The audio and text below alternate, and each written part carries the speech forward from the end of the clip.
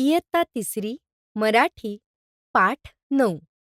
आम्ही ठाकर ठाकर. कवी ना धो महानोर. ऐका, म्हणा, वाचा. आम्ही ठाकर ठाकर ह्या रानाची पाखर. ह्या झांबऱ्या गर्दीत मांडून इवले खर.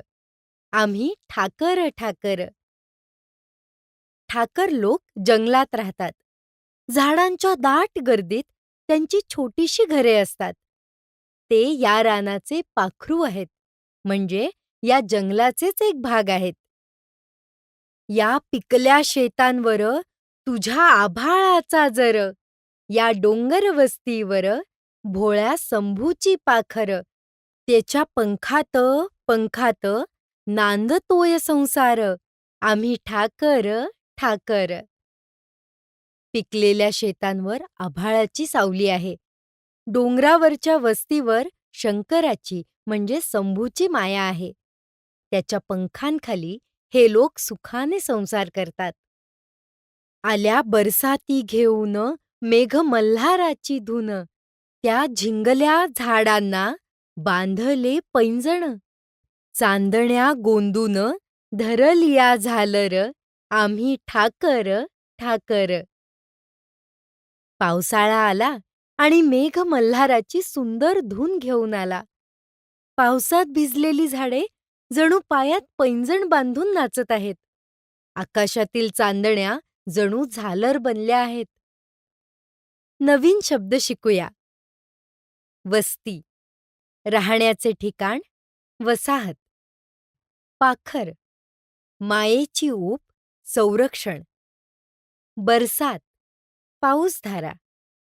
झिंगणे, धुंद होणे, मस्त होणे. शंभू, शंकर, भगवान शिव. नांदणे, सुखाने राहणे.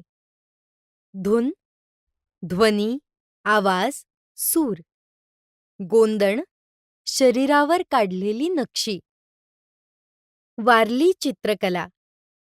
वारली चित्रकला ही महाराष्ट्रातील आदिवासी समाजाची एक प्राचीन आणि प्रसिद्ध कला आहे. या चित्रांमध्ये पांढऱ्या रंगाचा वापर केला जातो. हा रंग तांदळाच्या पिठापासून तयार होतो. साध्या आकृत्या, त्रिकोण, वर्तुळ आणि रेषा वापरतात. निसर्गाशी नाते. माणसे, प्राणी, झाडे, नृत्य हे दाखवतात. जगभर प्रसिद्ध.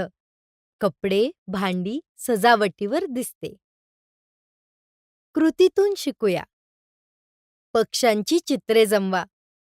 तुमच्या परिसरात आढळणाऱ्या पक्ष्यांची चित्रे जमवा व त्यांची माहिती लिहा. वाद्यांचा संग्रह. विविध वाद्यांच्या चित्रांचा संग्रह करा व त्यांची माहिती लिहा. वारली चित्र काढा. वारली चित्रकलेविषयी माहिती मिळवा आणि स्वतः वारली चित्र काढा. निसर्गाशी मैत्री. निसर्गाचे संरक्षण करण्यासाठी आपण काय करू शकतो ते सांगा.